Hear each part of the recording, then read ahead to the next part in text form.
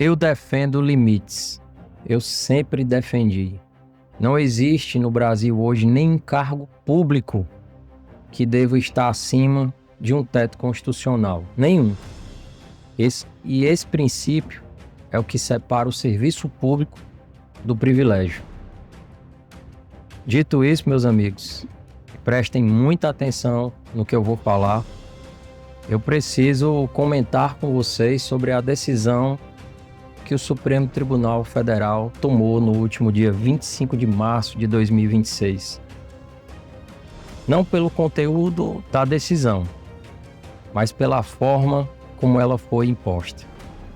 Eu passei as últimas semanas estudando essa decisão com calma. E o que eu encontrei me preocupa muito.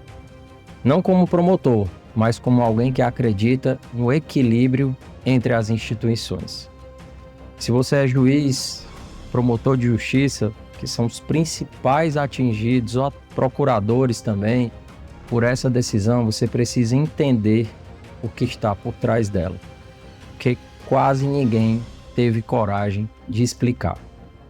Turma, para quem não me conhece, meu nome é Anderson Gomes, eu sou promotor de justiça no estado de Ceará, já há mais de 11 anos, quase 12, criador aqui do Além do Diploma, esse canal que vem para falar sobre o que o direito não fala, trazer questões relacionadas à carreira, dentre diversos outros temas do universo jurídico.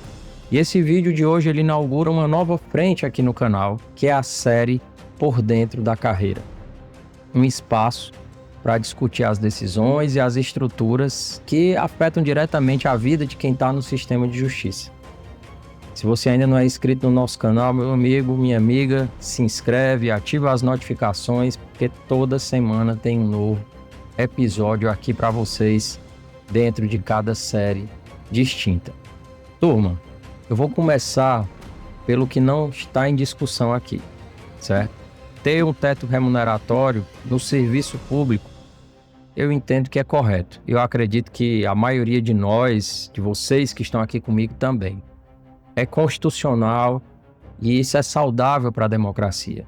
Ninguém, absolutamente ninguém no Ministério Público ou na magistratura está defendendo aqui salários ou ganhos ilimitados. Isso não existe. A partir do momento que nós escolhemos ser servidores públicos, nós sabíamos que existia um limite. Os ganhos que você tem fora do limite, desse limite, ele depende muito mais da sua capacidade de empreender. No nosso caso, podemos escrever livros. A própria Constituição permite que nós possamos ter uma sociedade, não como administradores, mas sermos sócios de sociedades. Podemos ministrar aulas, enfim, tem uma série de outras situações, inclusive aqui dentro do digital. A gente está fazendo uma coisa dentro do canal extra, totalmente extra.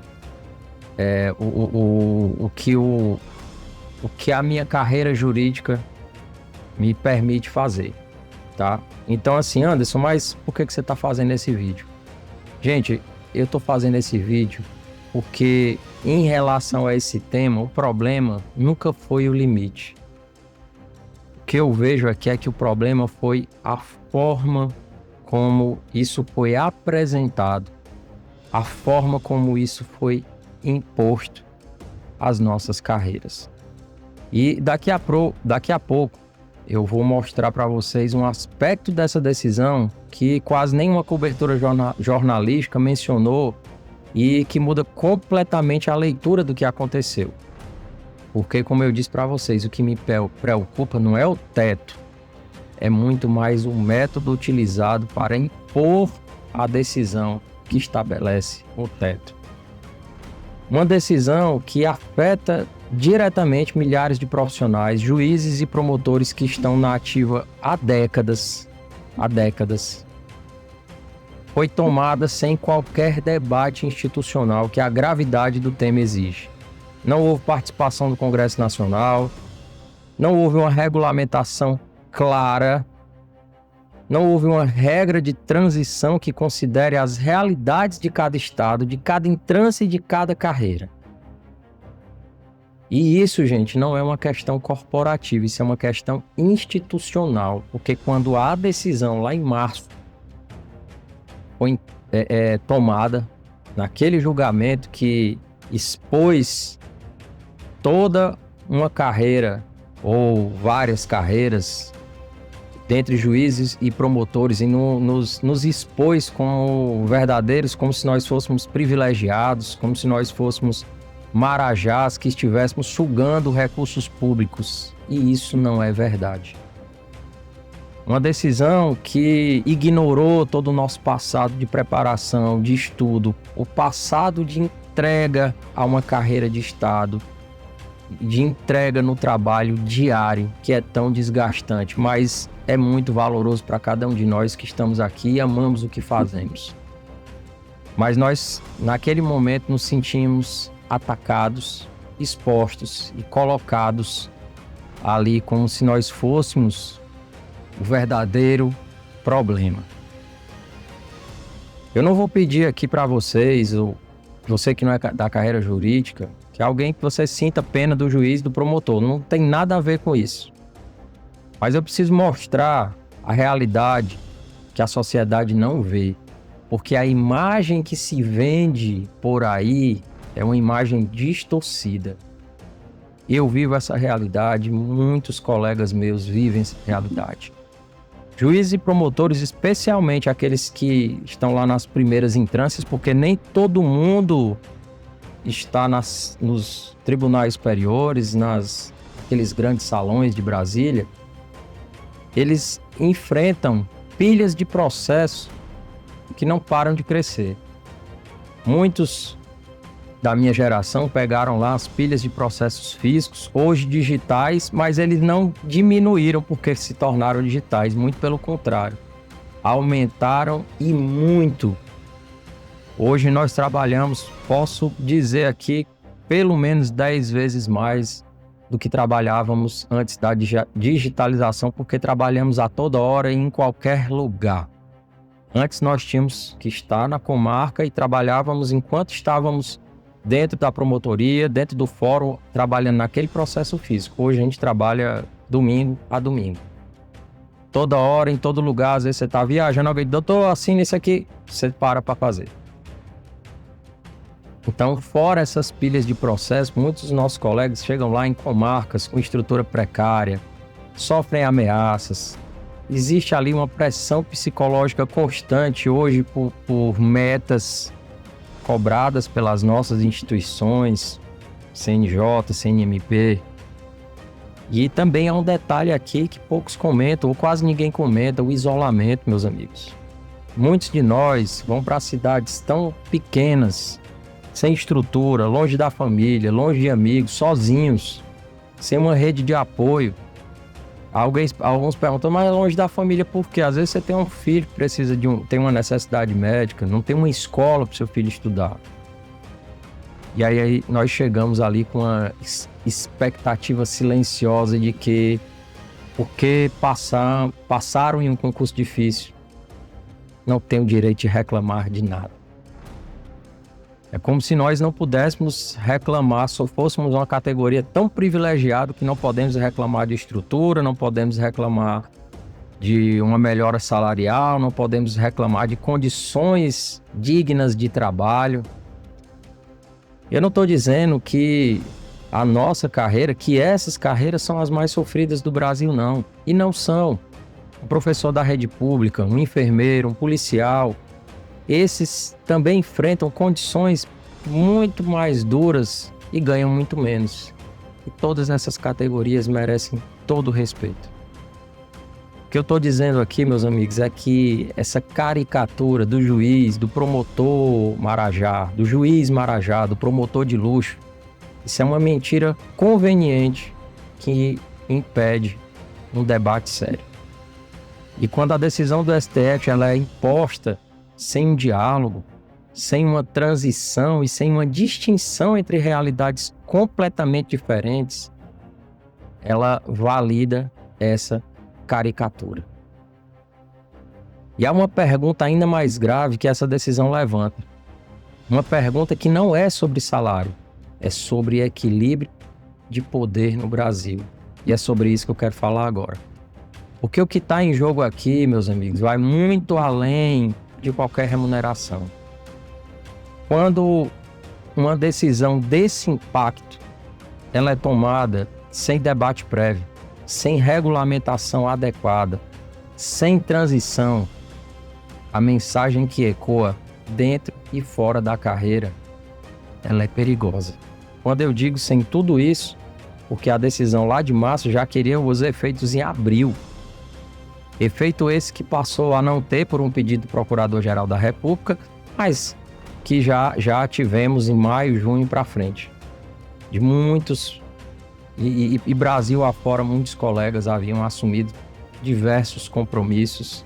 Compromissos que foram assumidos porque viviam em uma estabilidade, em uma segurança jurídica. E nós aprendemos agora, como o próprio Flávio Augusto diz, realmente a estabilidade não existe. Não existe nem no serviço público, nem nas nossas carreiras com cargo vitalício. Essa mensagem e esse jargão utilizado realmente se aplica também a gente e não apenas ao setor privado. E quando tudo isso acontece, gente, sem regulamentação, sem transição, a mensagem que ecoa dentro e fora da carreira é uma mensagem muito perigosa. E a mensagem é: o problema do Brasil são os salários dos juízes e dos promotores. Porque isso foi o que ficou lá exposto. Era passando toda hora no jornal, toda matéria jornalística, internet. E essa mensagem, ela é conveniente, muito conveniente, para quem quer desviar o foco dos problemas reais. Quem quer desviar o foco da ineficiência do Estado, da corrupção sistêmica dentro de todo o sistema, inclusive do sistema de justiça, e da própria falta de investimento em políticas públicas e nas carreiras públicas. Essa decisão, ela transforma quem combate o problema na causa do problema. E quando você naturaliza essa inversão, não são só juízes e promotores que perdem. A sociedade perde. E é a credibilidade do próprio sistema de justiça que cai em ruínas. E aqui nós chegamos à pergunta mais importante desse vídeo, meus amigos. O Supremo Tribunal Federal, ele tem hoje um poder imenso. E eu não preciso trazer maiores detalhes sobre isso.